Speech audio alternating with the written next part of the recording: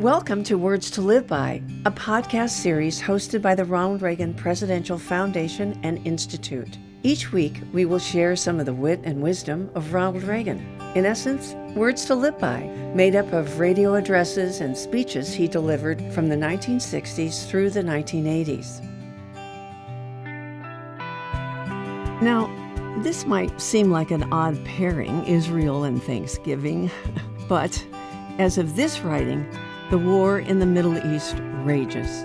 While in America we are focused on Thanksgiving celebrations, we cannot overlook the terrible pains, suffering, and yes, terror the residents of the Middle East are enduring. Therefore, in this podcast, we'll cover the president's position on Israel briefly, and then we'll close in the second half with his heartfelt Thanksgiving remarks. We found an address President Reagan delivered on September 9, 1981, which welcomed Prime Minister Menachem Begin of Israel. What's great about these remarks is how the president simply and clearly defines the nature of our relationship with Israel and America's strong commitment to her safety. Turmoil, terrorism, and war are not strangers to the Middle East, not today, and certainly not in 1981. Less than 1 month after Prime Minister Begin's visit to the United States, Anwar Sadat, the president of Egypt, who participated in the Camp David Accords, he was assassinated by the Egyptian Islamic Jihad. They opposed Sadat's recognition of Israel, they despised the Camp David Accords, and despite the action of Sadat's bodyguards, they murdered him in cold blood. So in this podcast, let's begin with a review of the Reagan administration's policy regarding Israel. We'll call it Israel 101. Let's listen. I welcome this chance to further strengthen the unbreakable ties between the United States and Israel and to assure you of our commitment to Israel's security and well-being.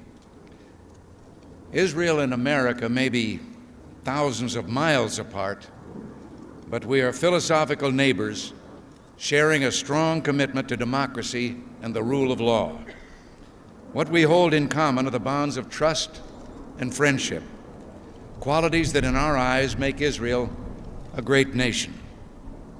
No people have fought longer, struggled harder, or sacrificed more than yours in order to survive, to grow, and to live in freedom. The United States and Israel share similar beginnings as nations of immigrants, yearning to live in freedom and to fulfill the dreams of our forefathers. We have both sought to establish societies of law, to live in peace, and to develop the full potential of our lands. We share a devotion to democratic institutions responsible to the wills of our citizens. Our peoples embrace common ideals of self-improvement through hard work and individual initiative. Together, we seek peace for all peoples. In partnership, we're determined to defend liberty and safeguard the security of our citizens. We know Israelis live in constant peril, but Israel will have our help.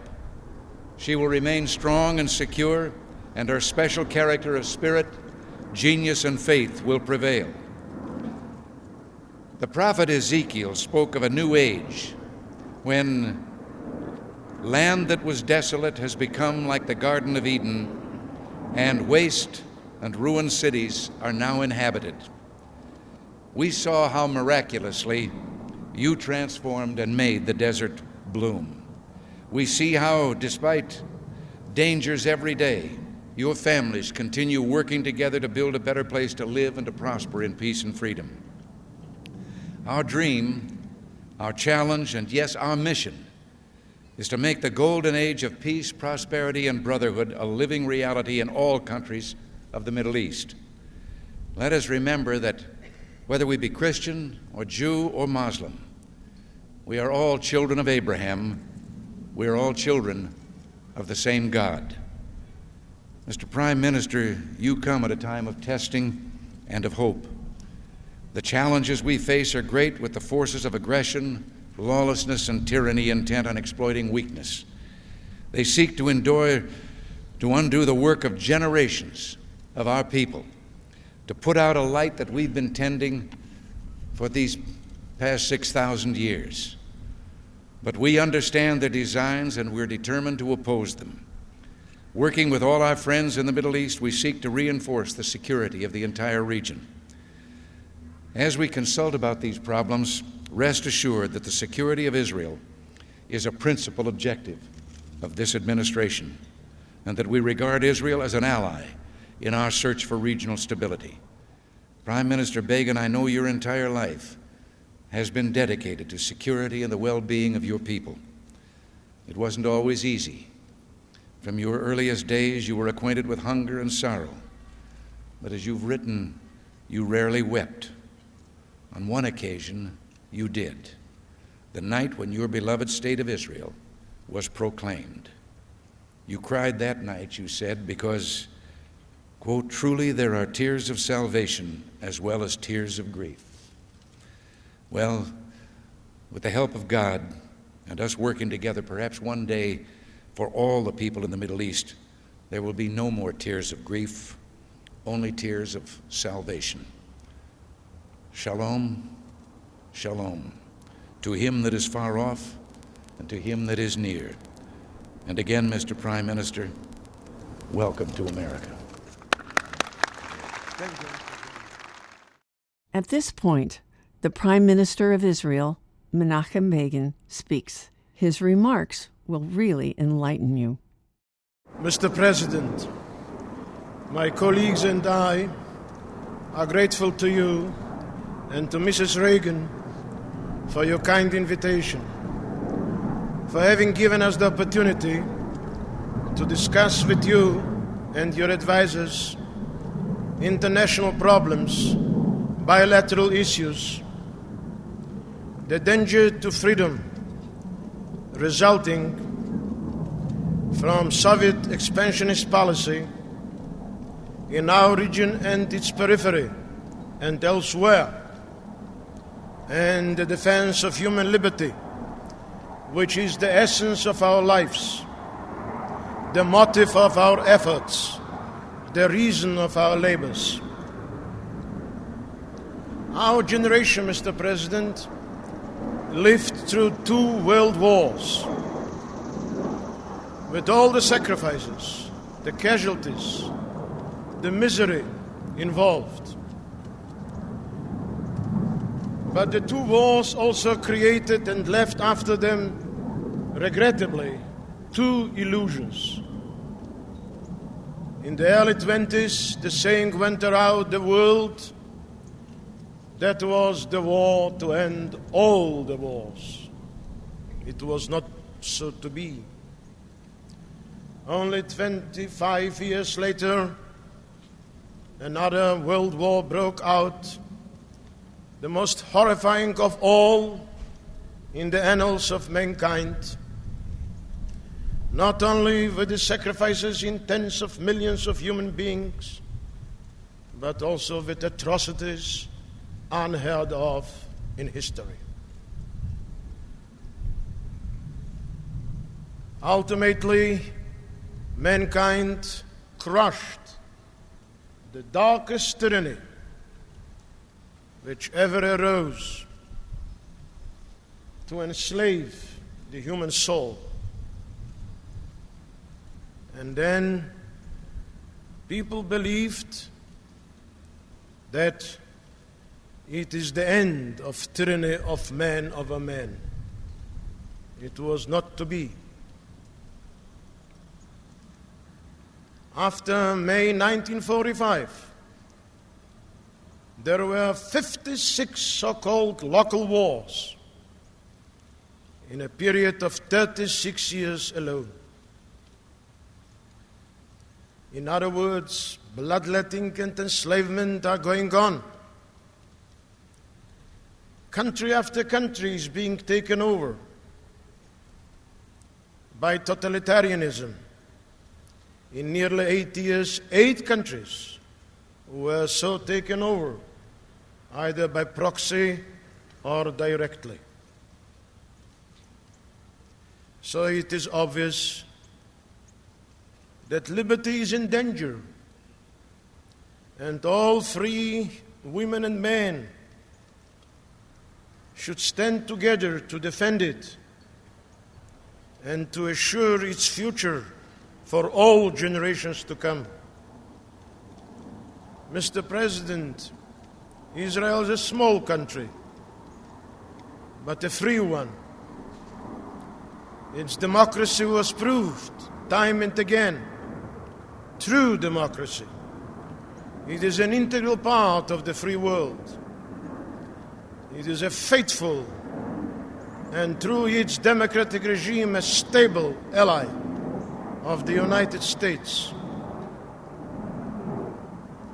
We shall stand together, and Israel will give its share in defending human liberty. Aren't we so lucky to live in America?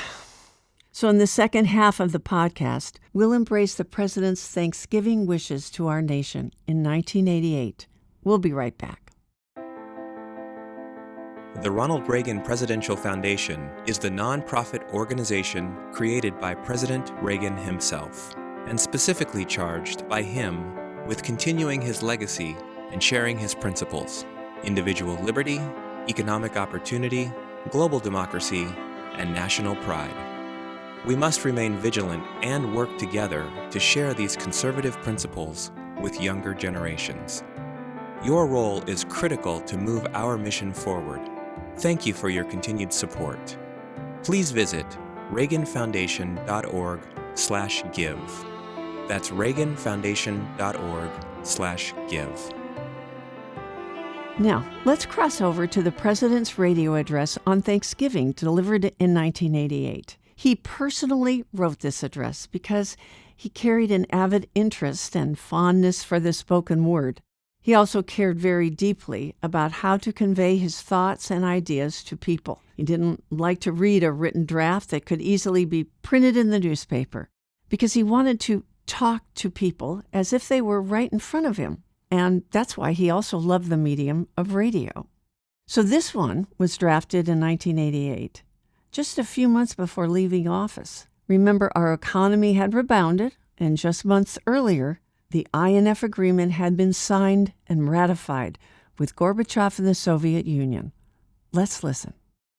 My fellow Americans, over 350 years ago, a small band of pilgrims, after gathering in their first harvest Plymouth colony, invited their friends and neighbors who were Indians to join them in a feast of Thanksgiving.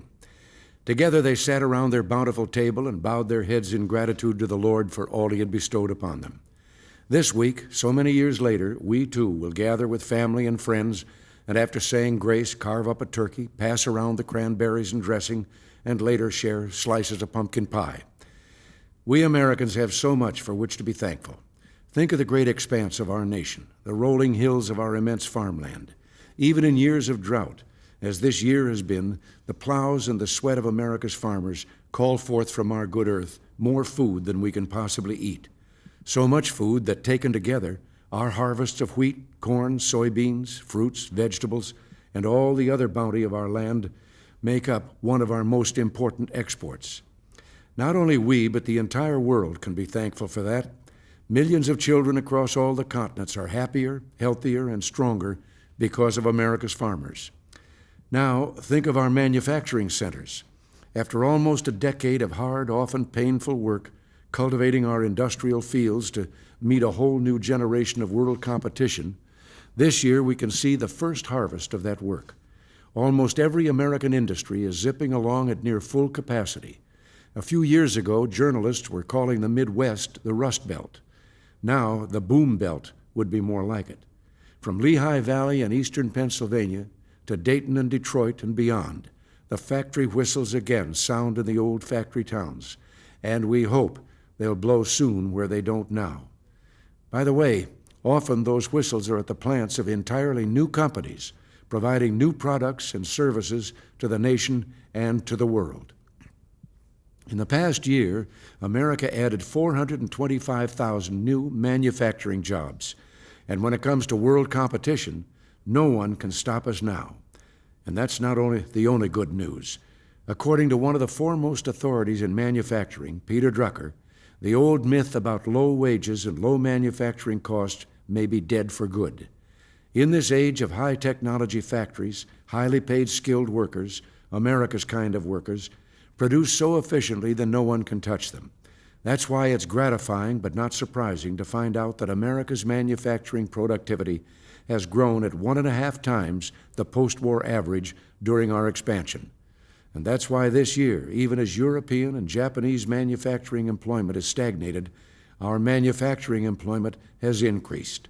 But prosperity is not an end in itself. It helps us pay attention to the more important things, raising our children as we want them to be raised, helping others in need, and bringing nations together in peace.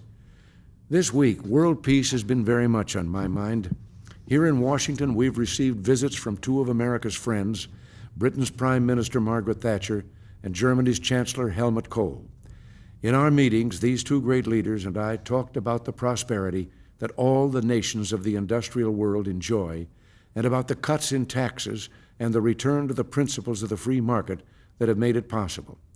And we talked about the success over the past 8 years of our policy of peace through strength. Yes, peace is another thing for which we can say a prayer of gratitude over the dinner table on Thursday. Peace and abundance in this land that God has kissed. We will give thanks for these and one thing more, our freedom. Yes, in America, freedom seems like the air around us. It's there. It's as sweet, though we rarely give it a thought. Yet, as the air fills our lungs, freedom fills our souls. It gives breath to our laughter and joy. It gives voice to our songs. It gives us strength as we race for our dreams. Think of those around the world who cannot bow their heads in prayer without risking their lives. Think of those countries where to write an honest word, or even to own a child's simple toy printing press, is a crime. Think of how many countries where to dream of striking out on your own and starting a business is to take a chance not on a better life for yourself and your children, but on a long stay in a prison cell. And then think of how blessed we are to be Americans. Yes, as we gather together this Thanksgiving to ask the Lord's blessings, as we, of whatever faith we are, give praises to His name, let us thank Him for our peace, prosperity, and freedom. Happy Thanksgiving, and until next week, thanks for listening, and God bless you. Until next time, may God bless and protect Israel. And from all of us at the Reagan Foundation, we hope you have a meaningful Thanksgiving. Thank you for listening.